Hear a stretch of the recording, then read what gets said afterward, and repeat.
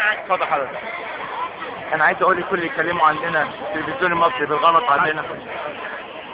تاني انا عايز اقول كل اللي بيتكلموا عننا في التلفزيون المصري بالغلط عننا ينزلوا بكره ويشوفوا. ينزلوا يشوفوا الدنيا الجديده بتاعتهم. ومين اللي جابوا يشوفوا الديمقراطيه، يشوفوا الحق بتاع ربنا سبحانه وتعالى فين، يشوفوا الدنيا بقت عامله ازاي، شوفوا الدنيا هتبقى النور جاي قدام. لو سمحت اقبلوا على الدنيا بتاعتنا. البلد دي بلدنا، البلد دي بلدنا. انا نفسي جاي النهارده علشان اصور للناس الحقيقه اللي في ميدان التحرير. الناس مش مصدقين، فاكرين لحد دلوقتي في قتال، فاكرين ان ميدان التحرير منقسم. اسمع فاكرين ايه؟ فاكرين ان ميدان التحرير منقسم بين طائفتين. بعد بيان الرئيس بقى ناس من قلب المظاهره يقولوا نعم لمبارك، وحصل ايه؟ انا من بلاء ابو العيله. معظم اللي جم من امبارح هنا الصحابه العيال اللي عادت في المنطقه هنا. الناس دي اصلا بلطجيه وقابضين منه. ايه يا هاني؟ قابلت ولد اسمه ايه هاني يقول لي هات لي يعني من يوم 25 اللي هي من يوم الجمعه دي ما حدش سال فيها. هي مرميه من يوم ما طلب عليهم نصب بالليل الساعه 2 بالليل. مرمين بس يعني ما حدش راح سال فيهم. ولو كانت الدنيا غلط كان العالم كله اتكلم عننا. مظبوط. لو احنا غلط ما كانش في حد بيسال لحد، ولا اخ ولا ام ولا اب ولا خال. مفيش حد بيسال لحد اليومين دول. ايه اللي حصل امبارح؟ واحنا واقفين مانيش فاهم المسيح واي كل اتجاهات واقفين قدامهم الضرب فيهم واقفين ساكتين لحد ما هو ضربوا. معلش انت خليك مكانهم. وبس جاي بقول لك غصب عني احنا قابضين. واحد ضرب 100 جنيه و150 جنيه. ده اخوك. معلش تديله اخوك. مصر اتولدت يوم 25. مصر اتولدت جيل جديد. مصر دنيا جديدة، دنيا سعيدة، ما فيهاش استرسال، ما فيهاش استعمار، ما فيهاش سرقة، ما فيهاش حرامية. دي دولة بإذن الله خير للناس كلها. كله هيحس بالتغيير، كله هيحس بالإنجاز، كل بني آدم هيدي كلمته لأي رئيس حرية، هيدي كلمته بصوته عشان يوصل مجلس الشعب. كل بني آدم في البلد دي هيدي صوته عشان يوصل مجلس الشورى. احنا اتغيرنا خلاص، احنا خلصنا خلاص. كفاية. سلام عليكم. شكرا. كنا استحام بنكون صوت الشعب المصري. في عروسه لمبارك. تعالى.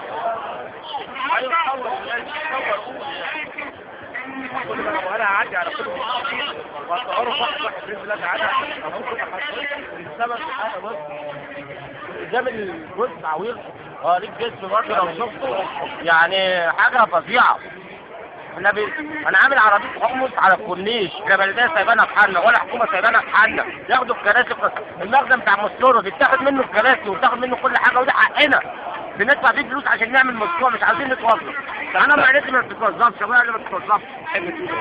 عايزين نقطة النسيان بس يعني ايه عشان خاطر الناس ايه؟ بس لا ما عشان ده بعمل كل فيديو كل 5 دقايق. ده لسه بيسأل مش انا حاجة والله. انا اصلا عايز اتكلم الكلام اللي قلته بس عايز ارتبه.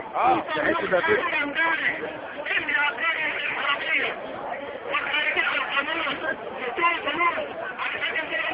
انا وانت نشوف الناس كلها عشان نرد عليها. الشارع المصطفى ده فيديو للناس اللي بتفهم. الناس اللي بتحط الكلام ده على اليوتيوب. جميل. بص يا سيدي، تستوعب دقيقتين؟ اتفضل. تستوعب دقيقتين. بسم الله الرحمن الرحيم. بنقول له حسني مبارك في عهدك ما حدش بيقدر يقرب من ناحيه الاسم، خايف وجبان ومرعوب، ربيت اجيال على الجبر. في عهدك 14 مليون عانس عدت سن ال30 ما بتتجوزش. في عهدك اللي ماشيه عريانه حريه واللي محجبه مش حريه. المفروض الحريه للجميع، اللي عايز كده واللي عايز كده. الحريه مفيش. كلابك سيبتها علينا تنهش في دمنا. كلابك ما بتغوغوش في الاسلام، كلابك ما بتعضش، كلابك بتنهش فينا. مش هنسيبك. لو انت انسان وبتقول انك انت بتحب مصر عشان الدم اللي قريت بسببك وبسبب حزبك، ارحل. لو انت مسلم ارحل، لو انت مصري ارحل، لو راجل ولسه فيك شيء من النخوة ارحل.